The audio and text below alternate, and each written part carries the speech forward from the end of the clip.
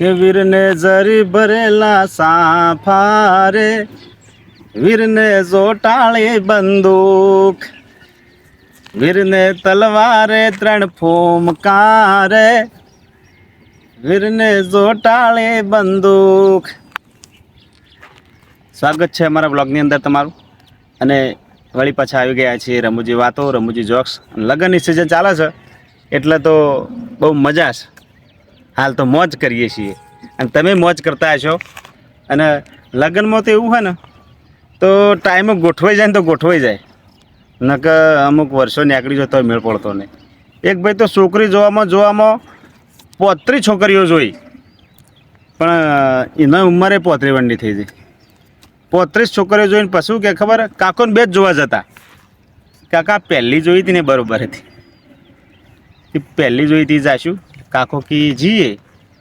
પણ અત્યારે ઝડપી યુગ, કોઈ વાટ જોઈને તો બેહ ના. એટલે પહેલી જે જોઈ હતી કણ જ્યાં ને જેવો દરવાજો ખોલ્યો ને તે છોકરી બે છોકરો લઈને બહાર નીકળી કે જો મોમાં આયા. એટલે પહેલી બીજી ત્રીજી ફાઇનલ કહી નાખવાનું. શેમ ખબર હે ને કે પછી મોમાં ગણતરી થાય પાછી, આવું થાય. એટલે લગ્ન છે એટલે મજા આવે છે. અને ગીતો અત્યારે તો લગ્નમાં ગીતો અત્યારે તમે જુઓ તો આમ ધનુર ઉપડે એવો ગીતો છે. લે સનડો, લે કચુકો લે, મારું નામ લેજે, મેવણને જઈને કહેજે. એટલે તારું નામ લીધે બજારમાં કોઈ બીડી હાલતું નહીં, નીકળ મેવણનું તારું નામ લેવાનું. આવા ગીતો બનાવે. બાકી પહેલાં ગીતો હતો સાહેબ, સંસ્કૃતિ સભર ગીતો હતો. એ ગીતો જો દીકરી પરણતી હોય અને ઉંમરલાયક માવડીઓ ગીતો ગાતી ને એટલે દીકરી હોભળે ને તો એને સંસારમાં હાહરવેલમાં ચેમ જીવાય એની ખબર પડી જતી સાહેબ. આવો ગીતો હતો. અને અત્યારનો ગીતો તો મારું નામ લેજે ને વેવાણને જઈને કહેજે. આ ગીતો નહીં યાર, આ તો બધું ધનુરૂપડા અમુક ગીતો વાપરીએ એટલે તો. એટલે ધીરે ધીરે સંસ્કૃતિ ખતમ થઈ રહી છે. ઝડપી યુગના લીધે બધું હેડ્યું જાય છે. પણ કોક તો એવો કલાકાર, કોઈ પણ એવો સાહિત્યકાર હોય ને તો આ ગીતોની તમને યાદી કરાવતા હોય છે. ઘણી ઘણી જગ્યાએ આપણને સાંભળવા મળતો હોય છે. એટલે એમાંની એકાદું ગીત તમને પણ સંભળાવીએ. લગ્નની સિઝન ચાલે છે એટલે. કે મોર તારી હો નાની ચાંચ રે, હે મોર તારી રૂપાની પાંખ, એવી હો નાની હે ચાંચ રે, મોરલો મોતી ચણવા જાય. મોર જાજે ઉગામણે દેશ રે, અન મોર જાજે આથમણે દેશ. અનવર હે તું જાજે રે, વેવાયુના માંડવલે હો રાજ. આવા સમાનો ગીતો હતા સાહેબ. જોન વેલા મોડી થયું હોય તો ગીત બદલાઈ જાય. કે એવી હાજરે હે પડીને ચાલર વાગી, મારી લાડકડીના વરવેલા આવો માણરાજ. કે વરના હે દાદાજીને સાફો રે નહોતો, એમાં મોડા માણરાજ. આવા ગીતો હતો સાહેબ. બે ઘડી તમને આનંદ છવાઈ જાય અને લગ્નનો એક માહોલ સર્જાઈ જાય અને એની રીતે એક માહોલ તૈયાર થતો. અત્યારે તો સાહેબ લગ્નના લાડવા છે, ખાય એ પસ્તાય, ના ખાય એ પસ્તાય. એટલે ઘણા કે લગ્ન કરાય કે ના કરાય, તો ઓમે પસ્તાવાનું છે. લગ્ન ના કરો તો પસ્તાઈએ, તો લગ્ન કરીને પસ્તાવામાં હું હતો. આવી વાતો છે.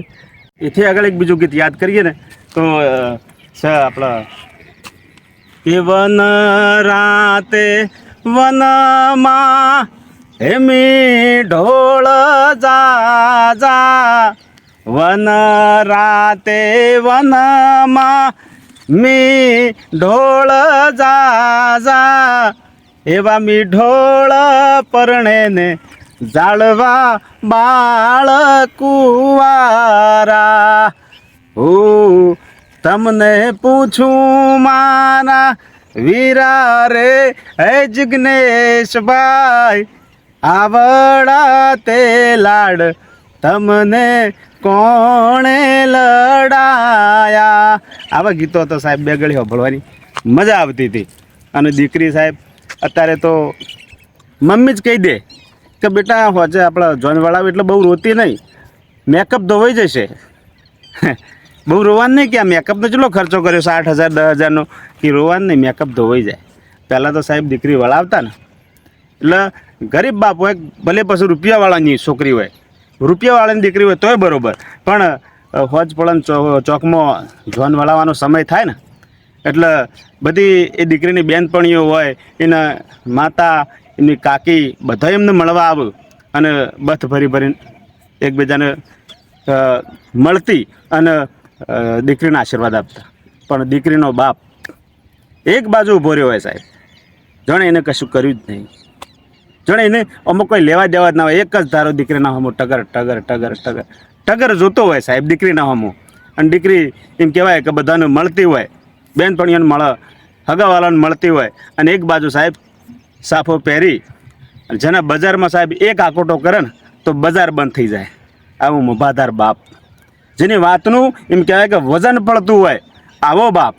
પણ એક બાજુ ઊભો રહી અને સાહેબ એના આંખમાં પાણી ભરાઈ ગયું હોય, જેના આકોટાથી એમ કહેવાય કે એની વાતનું વજન પડતું હોય અને પોચ ગોમાં પૂછાતો હોય, જેના મૂસ ઉપર બબે લેબુ ઠેરવતો હોય ને, આવો બાપ સાહેબ દીકરી આગળ ટગર ટગર જોતો તો આંખમાંના ખૂણા બેરા થઈ જતા હોય. અને સાહેબ છેલ્લી વાર મળવા બધાને મળી લે અને બાપનો સામું નજર જાય સાહેબ, અને બાપની અને દીકરીની નજર એક થાય ને એટલે આ આંખમાં પાણી ભરવાનું ને બાપનું એ સાહેબ દડ દડ દડ દડ દડ વહેતું થઈ જાય. આંખમાંથી ઓછું એમ કહેવાય કે પડી જાય. અને દીકરીની નજર એક થાય ને એટલે બધ ભરીને સાહેબ પોતાના બાપને મળી જાય ને એટલે બધા એમ કહેતા હોય કે ત્યાં જેનું આમ કરજે, ત્યાં જેનું આમ કરજે, આમ કરજે.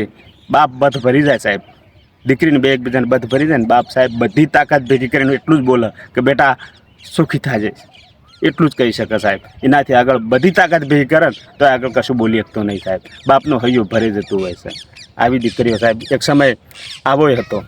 અત્યારે તો મમ્મી જ પોતે કહી દે બેટા રડતી નહીં, મેકઅપ ધોવાઈ જાય. એટલે આવું છે. એટલે લગ્નના લાડવા છે બધા, મોજ કરો, આનંદ કરો. જય માતાજી.